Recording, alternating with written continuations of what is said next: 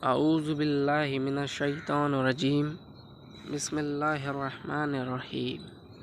حضرت بلال حبشی رضی اللہ تعالیٰ کا اسلام اور مسائل۔ حضرت بلال حبشی رضی اللہ تعالیٰ ایک مشہور صحابی ہیں جو مسجد نبوی کے ہمیشہ مؤذن رہے۔ شروع میں ایک کافر کے غلام تھے، اسلام لے آئے جس کی وجہ سے طرح طرح کی تکلیفیں دی جاتی تھیں۔ امیہ بن خلف جو مسلمانوں کا سخت دشمن تھا، ان کو سخت گرمی میں دوپہر کے وقت تپتی ہوئی ریت پر سیدھا لٹا کر ان کے سینے پر پتھر کی بڑی چٹان رکھ دیتا تھا تاکہ وہ حرکت نہ کر سکے، اور کہتا تھا کہ یا اس حال میں مر جائے اور زندگی چاہے تو اسلام سے ہٹ جائے، مگر وہ اس حالت میں بھی احد احد کہتے تھے، یعنی معبود ایک ہی ہے۔ رات کو زنجیروں میں باندھ کر کوڑے لگائے جاتے اور اگلے دن ان زخموں کو گرم زمین پر ڈال کر اور زیادہ زخمی کیا جاتا تاکہ بے قرار ہو کر اسلام سے پھر جائے یا تڑپ تڑپ کر مر جائے۔ عذاب دینے والے اکتا جاتے، کبھی ابو جہل کا نمبر آتا، کبھی امیہ بن خلف کا، کبھی اوروں کا، اور ہر شخص اسی کوشش کرتا کہ تکلیف دینے میں زور ختم کر دے۔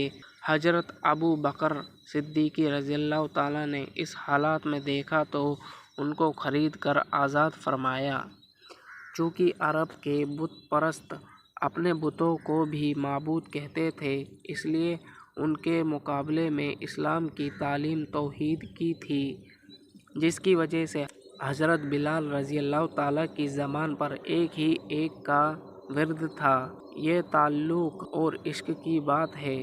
ہم جھوٹی محبت میں دیکھتے ہیں کہ جس سے محبت ہو جاتی ہے اس کا نام لینے میں لطف آتا ہے، بے فائدہ اس کو رٹا جاتا ہے، تو اللہ کی محبت کا کیا کہنا جو دین اور دنیا میں دونوں جگہ کام آنے والی ہے۔ یہی وجہ ہے کہ حضرت بلال رضی اللہ تعالیٰ کو ہر طرح سے ستایا جاتا تھا، سخت سے سخت تکلیفیں پہنچائی جاتی تھیں، مکہ کے لڑکوں کے حوالے کر دیا جاتا کہ وہ ان کو گلی کوچوں میں چکر دیتے پھریں، اور یہ ہے کہ ایک ہی ایک کی رٹ لگاتے تھے۔ اسی کا یہ صلہ ملا کہ پھر حضور صلی اللہ علیہ وسلم کے دربار میں مؤذن بنے، اور سفر حجر میں ہمیشہ اذان کی خدمت ان کے سپرد ہوئی۔ حضور صلی اللہ علیہ وسلم کے وصال کے بعد مدینہ طیبہ میں رہنا اور حضور صلی اللہ علیہ وسلم کی خالی جگہ دیکھنا مشکل ہو گیا، اس لیے ارادہ کیا کہ اپنی زندگی کے جتنے دن ہیں جہاد میں گزار دوں، اس لیے جہاد میں شرکت کی نیت میں چل دیے۔ ایک عرصے تک مدینہ منورہ لوٹ کر نہیں آئے۔ ایک مرتبہ حضور صلی اللہ علیہ وسلم کی خواب میں زیارت کی۔ حضور صلی اللہ علیہ وسلم نے ارشاد فرمایا، بلال یہ کیا ظلم ہے، ہمارے پاس کبھی نہیں آتے، تو آنکھ کھلنے پر مدینہ طیبہ حاضر ہوئے۔ حضرت حسن و حسین رضی اللہ تعالیٰ نے اذان کی فرمائش کی۔ لاڈلوں کی درخواست ایسی نہیں تھی کہ انکار کی گنجائش ہوتی۔ اذان کہنا شروع کی اور مدینہ میں حضور صلی اللہ علیہ وسلم کے زمانے کی اذان کانوں میں پڑھ کر کوہرام مچ گیا۔ عورتیں تک روتی ہوئی گھر سے نکل پڑی۔